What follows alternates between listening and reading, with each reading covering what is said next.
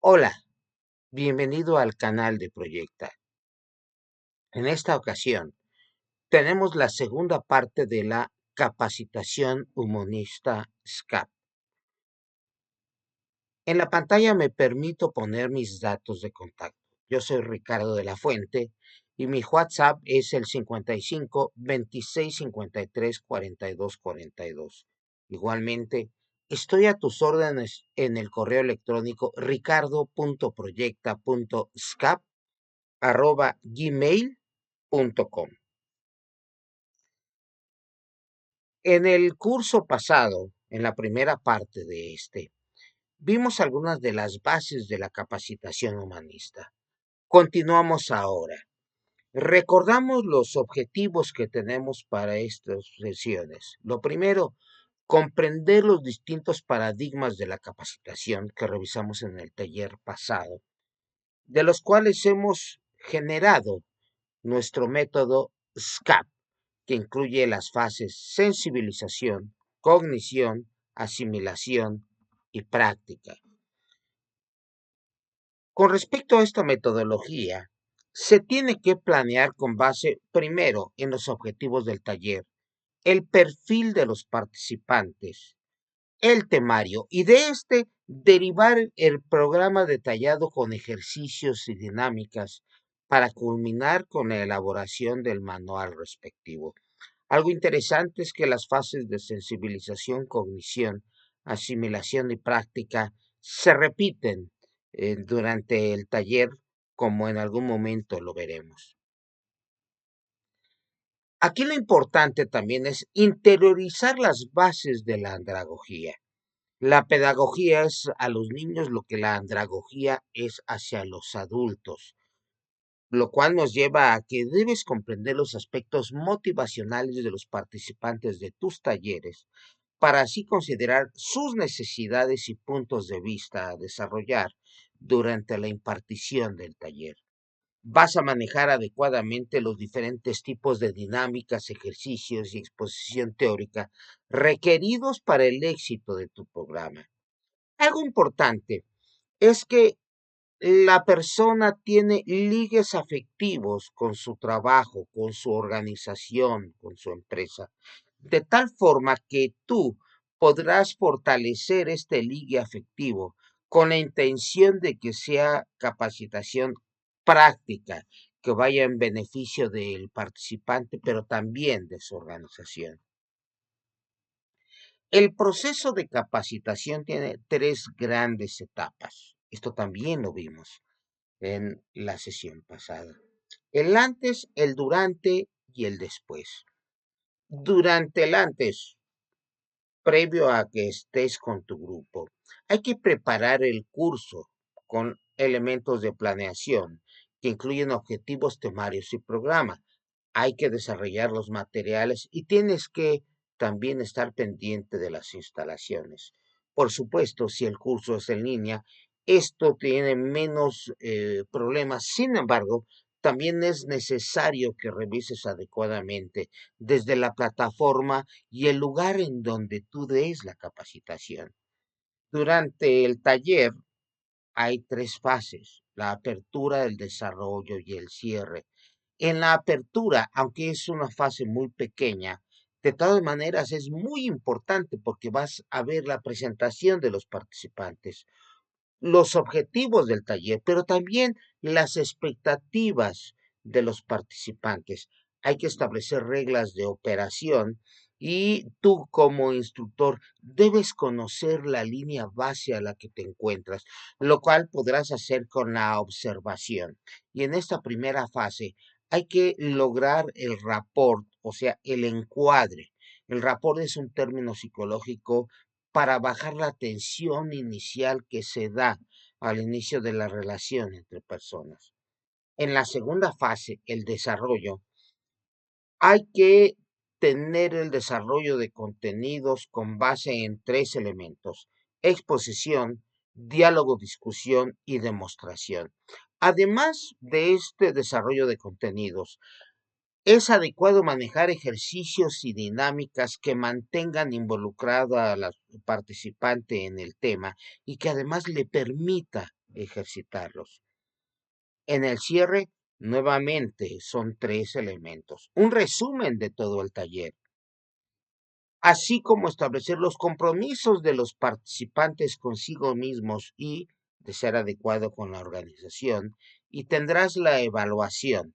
Recordemos que la evaluación la podemos recordar con el concepto de PECA, en el cual tú debes evaluar desempeño, producto, conocimientos y actitud. Lo interesante aquí es que los conocimientos es solo uno de 4 aspectos que tienes que evaluar. Ya en la revisión, en la parte posterior del taller, ya cuando tus participantes ya se retiraron, tú tienes que preparar un reporte del taller. Es conveniente que, aunque no te lo pida una organización, tú lo elabores para que puedas tener una idea de cómo se desarrolló el taller. A esto también le vas a añadir una evaluación global del grupo en el cual ellos evaluaron tu taller y hay que realizar los ajustes.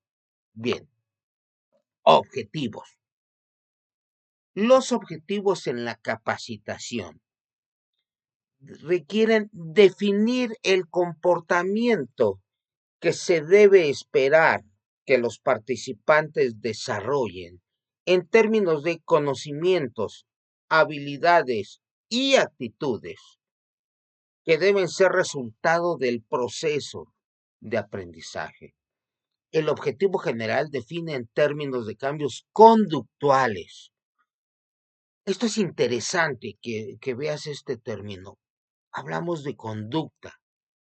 Conocimiento que no se aplica es teoría, y aunque es importante, tiene que manifestarse en habilidades y en actitudes que deben desarrollar los participantes cuando el curso haya terminado. En ese sentido, los objetivos son enunciados que establecen en forma clara y global para todo el taller los contenidos más amplios que se pretenden lograr a través del proceso enseñanza-aprendizaje. Y este par de palabras son muy importantes. En la actualidad se considera que la capacitación debe orientarse al aprendizaje. Por supuesto, se requiere que alguien enseñe. Sin embargo, más que enseñar, tú no estás enfocado en demostrar y enseñar, sino debe estar enfocando, a través, por supuesto, de esas actividades, que el participante aprenda. Esa es la idea, que al momento de que tú te orientas al aprendizaje, tu enseñanza se va a orientar a lo que ellos requieren. El objetivo general es el sustento del taller, pero requiere una serie de objetivos particulares en los cuales vas a establecer los cambios de conductas por cada unidad de aprendizaje que pueden abarcar uno o varios temas. Estos objetivos deben tener relación directa con lo enunciado en el objetivo general, o sea, de un objetivo particular, este se deriva del objetivo general y de este se van desgranando una serie de objetivos particulares.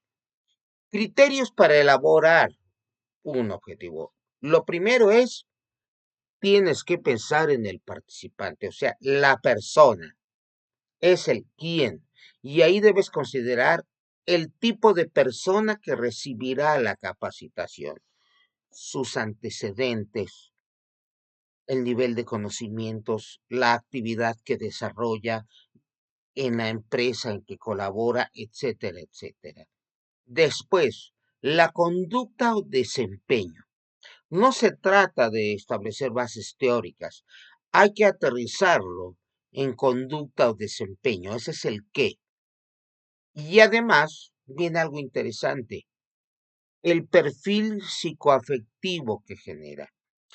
Toda capacitación, cuando se orienta a la conducta o desempeño, genera un perfil psicoafectivo del participante, cómo se siente, qué emociones predominan por el tema del taller y por el ambiente en el que se encuentra. El contenido Y aquí podríamos decir que es la parte cognitiva. ¿Cuáles son los conocimientos teóricos que se deben aprender? Este contenido después deberá reflejarse en la persona y en la conducta o desempeño. Después deben haber condiciones de operación. ¿Cuáles son los factores culturales y organizacionales que se relacionan con los participantes? ¿Cómo es la empresa? ¿Cuáles son los estándares que se manejan de acuerdo al tema que vas a desarrollar? Y otro aspecto, por último, también son los niveles de eficiencia. Hay que medirlo. En un curso, si tú estás hablando de conductas o desempeños, estos pueden medirse. A eso se refiere el aspecto de métricas a los que estarán sometidos. Es importante que una conducta pueda ser evaluada. Dentro del concepto SCAP, tenemos que ir más allá de los conocimientos. Por eso se hablan de las áreas de aprendizaje, que son tres las que vamos a tener de referencia. Uno, lo cognoscitivo o cognitivo o los conocimientos. Después, el área afectiva. Y por último, el área psicomotriz. Dos de estos tienen 5 niveles y uno, el cognitivo, tiene 6 niveles. De lo más superficial del número 1 a lo más profundo. Lo primero, el conocimiento, los conceptos, lo que hay que aprender. El segundo nivel, un poquitito más abajo, es la comprensión de los conceptos. Después viene la aplicación. Un concepto no se ha adquirido hasta que uno es capaz de aplicarlo. Después continúa el análisis. El análisis es ser capaz de desmenuzar el conocimiento, sus componentes. La síntesis es lo contrario. ¿Cómo unes esos componentes para volverlos a unir? Y por último, la evaluación. Tú únicamente sabrás que conoces algo cuando eres capaz de realizar evaluaciones del tópico, ya sea con las personas o incluso elaborando instrumentos de evaluación.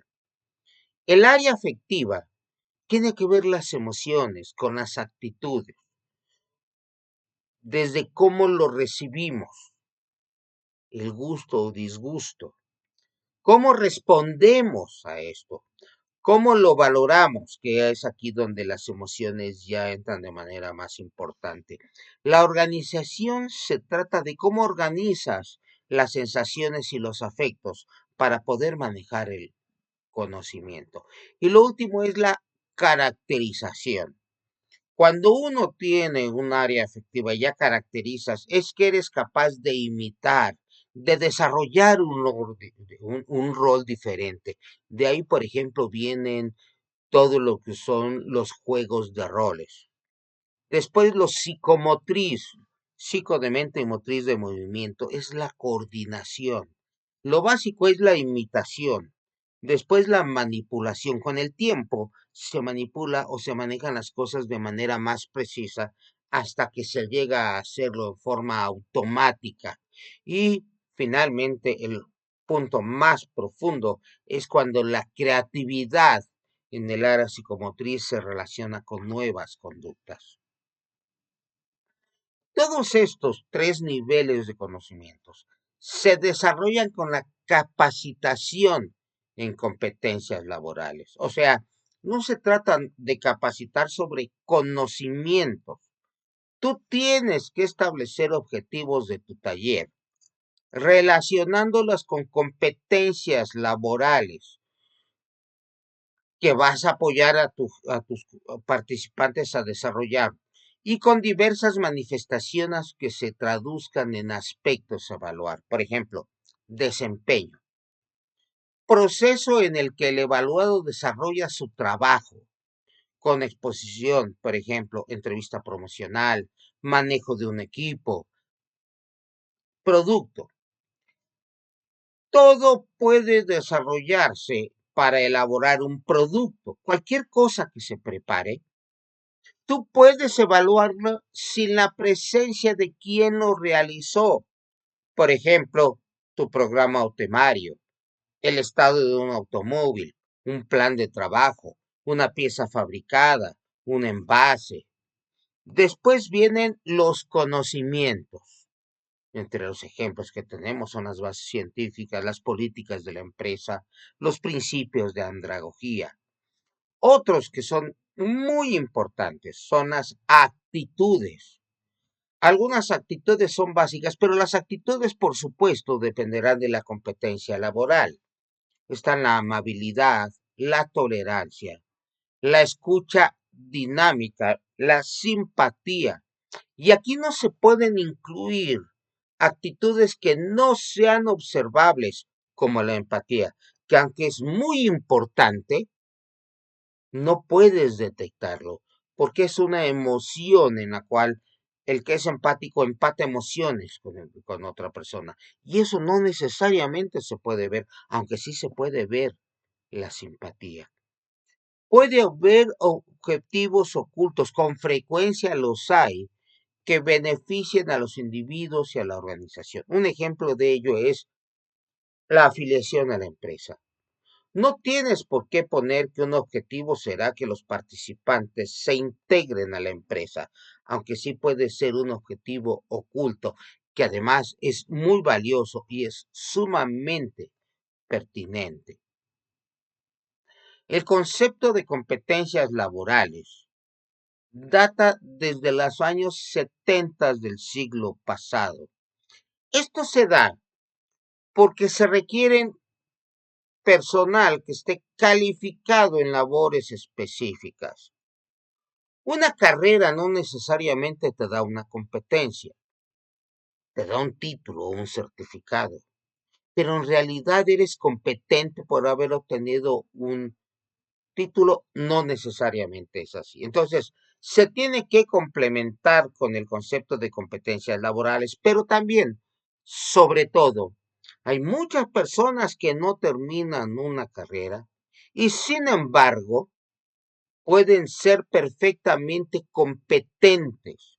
Y esto parte del concepto que la competencia laboral se define como el saber hacer y saber ser. Esto es, el saber son los conocimientos.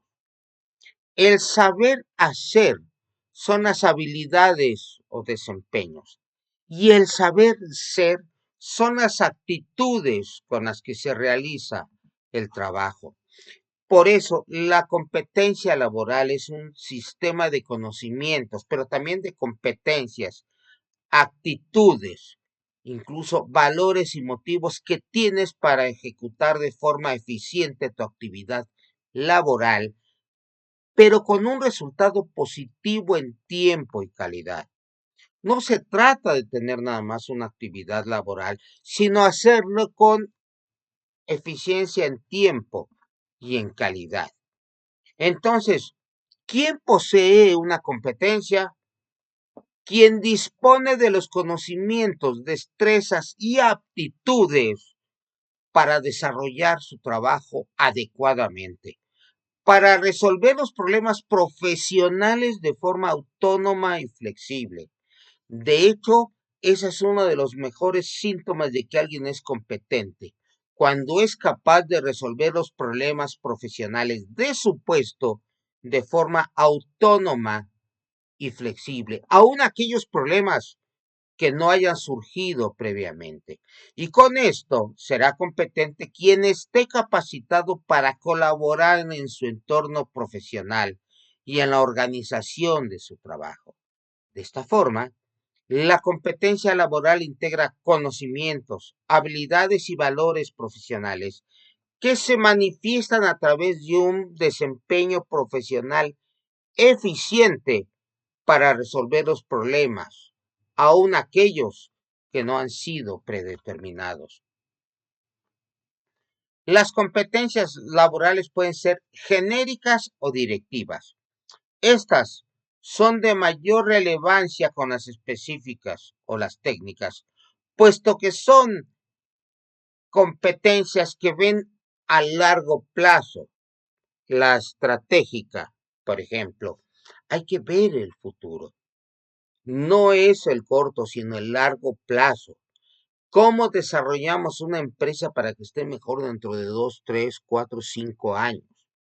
Las estratégicas, ya ven que nos gusta poner nombres distintos a todo, son aquellas que se relacionan con el desarrollo del capital humano. Ojo, esto no corresponde nada más al área de recursos humanos. Todo ejecutivo, todo gerente que tiene a cargo un equipo de trabajo con mando directo o no, necesita desarrollar las competencias laborales estratégicas. De un nivel más bajo están las específicas o técnicas, lo que hace cualquier persona que realiza un trabajo repetitivo, un almacenista, un operador, un profesor que da una clase, un capacitador como tú, como yo, también requieren competencias laborales. Y estas también incluyen una serie de competencias muy valiosas a nivel directivo. Uno es orientarse al cliente. Otro es el liderazgo, donde ahí te orientas a la persona. Tomar decisiones, negociar, trabajo en equipo y una orientación interfuncional donde no nada más te preocupes de un solo puesto, sino que cuando coordinas el trabajo de un equipo, seas capaz de tener esa orientación interfuncional. A nivel operativo, cada función específica conlleva una competencia de nivel superior relacionada con las tareas. La capacitación humanista SCAP es integral, pues considera una serie de aspectos. Lo primero, los distintos paradigmas del aprendizaje. Para eso se desarrolla en la andragogía, la didáctica y la psicología, antes incluso de considerar el tema. Se centra en el desarrollo del grupo, o sea, no eres tú el que importa, es el grupo en general, pero también el individuo al que se incorpora primero al equipo como un ser humano. Incluye aspectos lúdicos, pero no nada más como la euforización, lo cual no está mal, pero la euforización es nada más llevarlos a un nivel pues, de alegría, de emoción, de adrenalina, sino esto es importante que se aplique para estimular el aprendizaje por el individuo. Por ejemplo, con frecuencia tenemos, después de un receso o después de una sesión muy larga, algunas dinámicas que te llevan a pues tener un mejor ambiente. Esos pueden ser de euforización, pero mi recomendación, por favor, cada dinámica lígala con el tema precedente o con el consecuente o con los dos, pero que no sea un juego que se vea aislado. Incorpora todas las dinámicas al proceso del taller, de tal manera que todo se oriente al aprendizaje. La capacitación humanista SCAP analiza las necesidades organizacionales para desarrollar equipos productivos. Incluye, a consecuencia de esto, objetivos de conocimiento, de conductas o habilidades y de actitudes, contemplando siempre el desarrollo individual del ser humano. Esta capacitación debe fomentar a la persona el aceptar sus vivencias, primero a nivel capacitación y luego en el trabajo e incluso en la vida personal. Una reflexión. Con frecuencia en la capacitación estamos trabajando para una empresa y entonces obviamos al aspecto personal del participante, que es un individuo en sí. No lo trates como un número más o como un empleado de una organización. Dale algo que se lleve a la vida personal. Acuérdate en la sesión pasada. que platicábamos de un tema como la asertividad, que le sirve al propio individuo.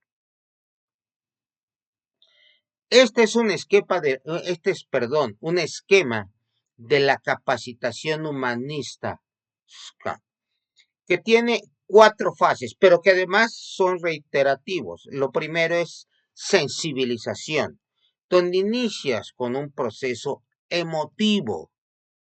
No saques a las emociones de tu curso. Esto lo hará frío y no necesariamente lo hará mejor. Al contrario, el ser humano es un ser de emociones, conócelas y respétalas, aunque primero hay que saber manejar esas emociones. Lo cognitivo es un proceso teórico, pero este proceso teórico, cuando tú lo expongas, tienes que relacionarlo a la tarea actual del participante. Después sigue la asimilación, conjunción de la emotividad y la teoría, donde verdaderamente la persona asimila lo que vio en las fases previas, para después de la asimilación pasar a la práctica, en la cual se aplica integralmente el conocimiento. Es tiempo de que te pida que nos regales un like, un me gusta. Las fases: sensibilización, cognición, asimilación y práctica, prepara al participante para la siguiente. Pero esto no nada más es una sola vez, sino es reiterativo. El principal reto es que haya continuidad entre las fases sin disrupciones. La sensibilización permite que el aspecto cognitivo que sigue sea mejor recibido y comprendido, no solo en lo que se refiere a la teoría misma, sino en el contexto del participante y con relación a los valores. Esto nos trae una reflexión a la ética. La ética no puede estar ausente de la capacitación, ¿sí? Entonces, hay que traer los valores, demostrarlos, y si alguien de verdad tiene que vivir los valores, es el instructor. La cognición expone los fundamentos teóricos, pero en el entorno de la organización y del proceso del grupo y de la persona. Esto va a fomentar su introyección, que quiere decir meterlo adentro de su persona. Ejemplo, tú puedes hablar, digamos ahora, de un proceso industrial.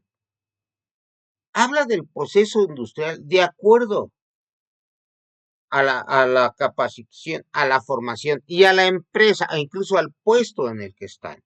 No es lo mismo hablar de un proceso de fermentación para preparar cerveza que un proceso de mezclado para preparar un medicamento o un proceso de enlatado para los alimentos. O puedes irte a otro tipo de situaciones. Por ejemplo, capacitación técnica donde puedes hablar de administración o de contabilidad. Habla de la administración conforme la empresa que te contrata o los individuos que participan, que son lo que manejan. Si tú hablas de gestión, ¿qué tipo de gestión estás hablando? Administración por objetivos, el famoso laissez-faire o dejar hacer, o el Balance Scorecard. Esos aspectos cognitivos tienen que basarse en la actividad de los participantes. Después viene la asimilación, que no solo es racional, también es actitudinal, incluyendo las habilidades. Se consideran que los aspectos afectivos que involucran a los terceros determinan su enfoque laboral y personal. Esto es, todas las personas en su trabajo tienen relación con algún tipo de persona. Si tú estás hablando, por ejemplo, de un vendedor, tienes que pensar en los aspectos afectivos de su trabajo. Por ejemplo, un vendedor es uno de los ejecutivos que más maneja la frustración porque le es difícil saber cuáles serán los logros de su trabajo, sino hasta después. Los gerentes, por el contrario, manejan una emoción diferente, manejan el estrés. Los financieros, que también manejan el estrés, por otro lado, tienen una presión específica de la alta gerencia, sobre todo cuando se requieren fondos.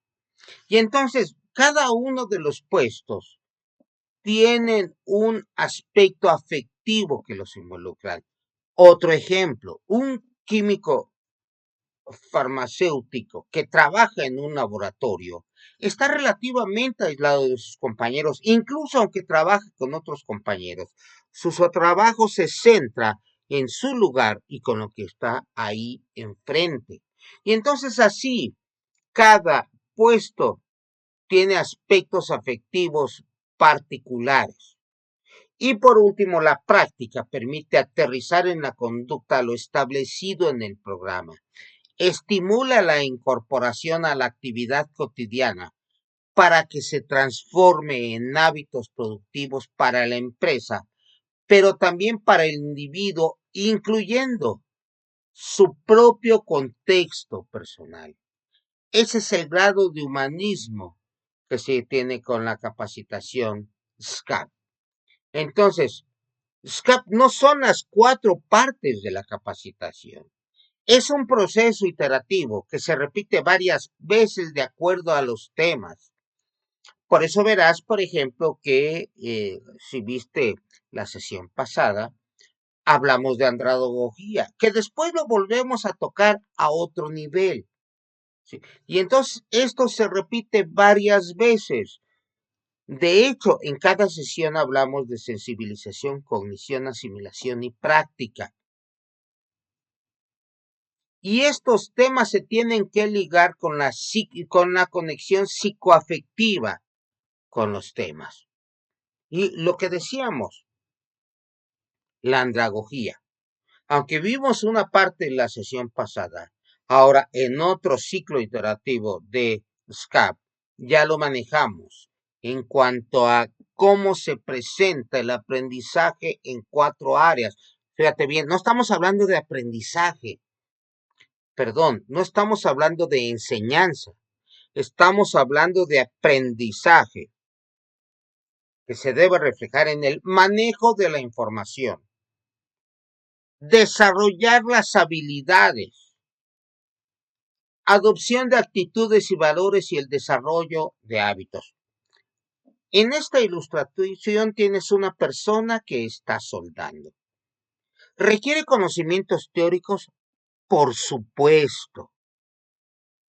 El equipo que maneja, bueno, es un transformador con el cual a través de un electrodo se pasa una gran corriente eléctrica que hace que el electrodo se disuelva. Y entonces nuestro amigo que está soldando, debe hacer lo que se llama un gusano, que es el que mejor permite el amar. Este es el concepto teórico. Y yo te pregunto, ¿por saber el concepto teórico ya sabes soldar? Por supuesto que no. Tienes que practicarlo y créeme que se tarda mucho tiempo. Aparte de la información teórica, que en este caso es secundaria, lo importante es el desarrollo de habilidades. Después viene adopción de actitudes y valores. Las actitudes. 1. Tiene que tener un completo orden. 2. Tiene que tener un concepto de autoprotección. Verás que tiene una careta. Con frecuencia me ha tocado ver soldadores que se quitan la careta para agarrar una pieza y no se lo bajan a tiempo y reciben el impacto de la radiación que genera este tipo de soldadura. Entonces, las actitudes de autoprotección son importantes y por supuesto también los valores. Cualquier persona que realiza un trabajo debe hacerlo de tal manera que garantice que su producto no va a dañar a terceros. Y por último, hay que desarrollar los hábitos. Ya aprendiste a soldar y lo hiciste bien. Si no lo sigues practicando, se te va a olvidar. Entonces, aquí lo importante es que se refleje en habilidades, pero posteriormente también en hábitos. Entonces, todas las definiciones de aprendizaje, y para ello no siempre se requiere un capacitador, hacen referencia a un cambio, ya sea de la conducta o de las estructuras cognitivas, y que dicho cambio sea relativamente estable y se deba a la experiencia de aprendizaje. Entonces, la andragogía incluye, uno, la necesidad de saber. Por eso, en este punto, vamos a ver por qué con frecuencia se le llama facilitador. El instructor apoya a los participantes para que identifiquen en qué estado de conocimiento, desempeños y actitudes se encuentran y a cuál podrían acceder. Así podrán hacer consciente que tienen necesidad de aprender y cómo pueden lograrlo. Viene el concepto personal. El instructor tiene el reto de combinar el respeto a los adultos como seres autónomos y autodirigidos y el logro de los objetivos de aprendizaje. Experiencia personal. El instructor aprovecha la experiencia de los participantes y les ayuda a que evalúen la vigencia de sus conocimientos, prácticas y valores.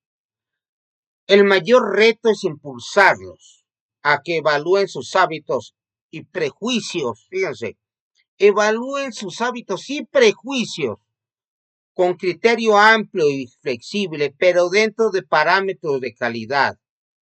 Les ayuda a desaprender para aprender. Si tú no consideras la experiencia personal, no los vas a ayudar a desaprender, lo cual es muy importante. Antes de llenar un vaso, primero tienes que haberlo vaciado.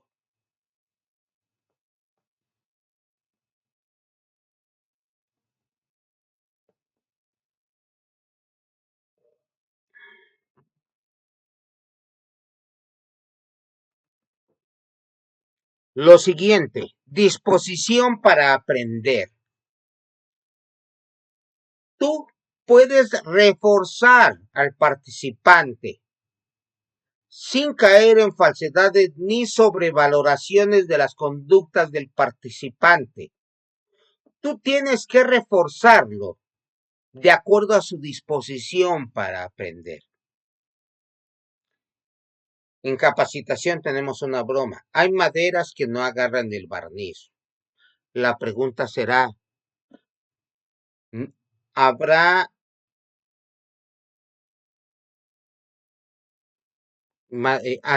carpinteros que no sepan aplicar el barniz? Eso puede ser un término más adecuado.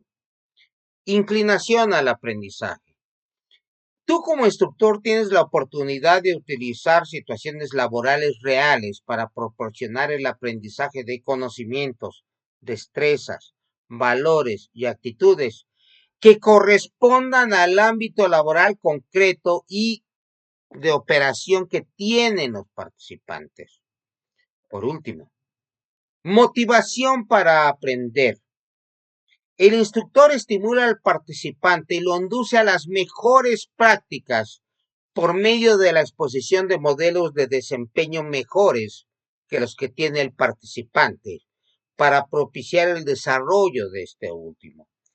La motivación siempre será algo muy especial. La motivación básicamente es intrínseca, pero tú puedes aportar motivación extrínseca si y solo si encuentras los motivos del participante. Principios básicos de la andragogía. pluralidad sensorial. No todo es que te pares y empieces a hablar. Da otros estímulos. ¿Por qué, por ejemplo, no aplicar algún perfume antes de que lleguen los participantes? ¿Por qué no llevarlos a hacer juegos como los que están ahí en esa foto? Otro aspecto importante es que el tiempo del mantenimiento del interés es relativamente breve, de media hora a una hora. Entonces, ¿qué tienes que hacer? Cambia el ritmo, mete dinámicas. Puedes dar un giro al tratamiento del tema. Puedes realizar algún ejercicio dentro de dicho de dicho periodo. Entonces también puedes hacer que cada tema sea una apertura, un desarrollo y un cierre, y así los tienes con un interés mantenido a lo largo del tiempo. Por supuesto, tu capacidad histriónica puede modificar ese tiempo. Conócete, autoconócete. ¿Qué tan bueno eres? ¿Qué tanto eres capaz de manejar la voz? ¿Qué tanto detectas a una persona cuando ya empieza a cabecear? Y para todo hay trucos. Acércate a él y habla fuerte y vas a ver que se despierta. Pero hay más de uno que ya está bostezando. La gente se empieza a parar. Tú puedes tener el criterio de decir, necesito un receso para mantener a las personas activas. Las impresiones primeras y últimas son las que se quedan. Por eso, si tienes un reinicio cada hora, cada media hora, esto permite que al abrir y cerrar cada mini sesión haya más impresiones primeras y últimas. Reforzamiento positivo. Refuerza la conducta a mantenerse. Cuando alguien hace algo positivo, acuérdate, reconócelo. Reforzamiento negativo. Tienes que inhibir la conducta que no debe mantenerse. Ojo, no con castigo. En la capacitación ya no hablamos de castigos, pero sí inhibir a través de comentar y reforzar por qué no debe tener dicha conducta. La intensidad, las impresiones fuertes, cuando hacen que tu adrenalina sea secretada, estas producen reacciones que facilitan la asimilación del conocimiento y esto también puede hacerse con diferentes juegos y a veces levantando la voz, cambiándolo, nunca agrediendo, eso sí. Maneja lo novedoso, lo desconocido, lo insólito y esto llama más la atención que lo monótono. Hay que romper la inercia con estímulos y elementos motivacionales y novedosos que favorezcan el cambio, fomenta la creatividad y algo importantísimo, genera una comunidad del aprendizaje. Sobre todo cuando trabajas para una empresa, ellos se quedan en la empresa y entonces lo que tú les enseñes puede formar parte ya de su propia cultura organizacional. La capacitación que genera una excesiva presión para puestos que no se deben trabajar bajo presión no brindan resultados óptimos. Por ejemplo, alguien no requiere presión en su trabajo diario, no requiere trabajar bajo presión. Entonces, ¿para qué lo presionas? Cualquier contador sabe que a finales de mes va a trabajar bajo presión, lo espera. Pero dime tú por qué no sé, un químico tendrá que trabajar bajo presión. O porque el vendedor tiene presión por la cuota, no por el trabajo en sí. Es algo diferente lo que hay que considerar. Entonces, la práctica es lo que se va a interiorizar. Por eso, SCAP finaliza con la P de práctica.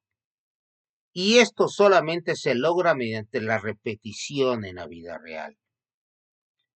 Fases del aprendizaje, desconocimiento inconsciente, no sabes que desconoces. Después, desconocimiento consciente, ya sabes que desconoces. Después viene el conocimiento consciente. Conoces en forma consciente, pero todavía no lo has interiorizado. La fase del aprendizaje en el cual ya desarrollaste el conocimiento porque desarrollaste la habilidad es el conocimiento inconsciente. El problema es que dejas de cuestionar la actuación. Ya vimos que la práctica es importante para cualquier taller. Lo práctico también es importante. Establece conocimientos que se apliquen. La teoría, claro que se necesita, pero tarde o temprano se tiene que pensar que lo práctico tiene que aprenderse. No creas que la teoría no sirve. No. La teoría es la base, pero es nada más eso, la base. Bien. Iniciamos esta sesión con las diferentes fases de la capacitación. En la siguiente sesión vamos a iniciar con los conceptos de encuadre y rapport, así como las diferentes etapas que se dan durante la capacitación, considerando la metodología SCAP. Por favor, no se te olvide dejarnos un like. Vamos a continuar subiendo este tipo de sesiones que esperamos te sean útiles, no nada más sobre capacitación, sino también sobre diversos temas que esperemos que te sean útiles.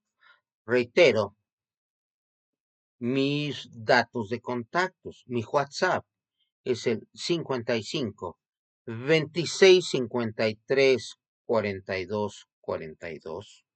Y por último, mi correo electrónico es ricardo.proyecta.scap, SCAP, @gmail.com. Que tengas un espléndido día.